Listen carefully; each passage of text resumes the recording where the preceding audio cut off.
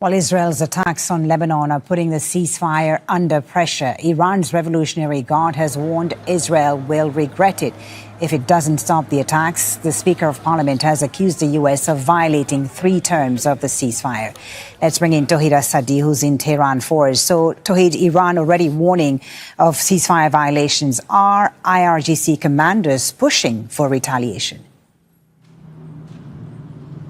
Yes, actually, this is part of the rhetoric that we hear from IRGC. They are warning against the repercussions of any continued airstrike, and obviously they are also referring to the attacks on the Lebanese front. Earlier, we heard from the Iranian side that the ceasefire agreement includes all the fronts across the region, including Lebanese one, and right now the Iranian side is interpreting the continued airstrikes by the Israelis on the Lebanese territories as a case of breach of the ceasefire agreement. It is also added that we know yesterday we know that in at least 2 cases in Lavan Island, attacks are reported. Also in the Fars province located in the central areas of Iran, a drone was said to be downed, and Iran all in all is interpreting these cases as a breach. But speaking of the Strait of Hormuz,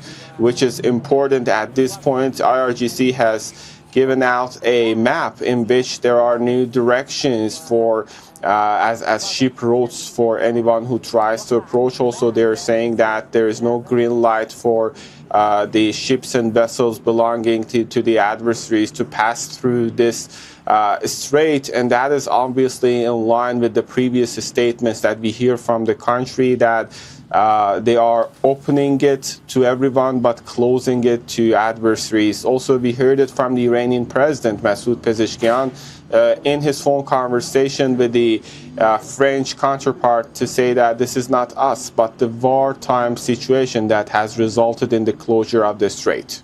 Despite the threats, Tawhid, to the ceasefire, an Iranian delegation, I understand, is headed to Islamabad. What more can you tell us about this?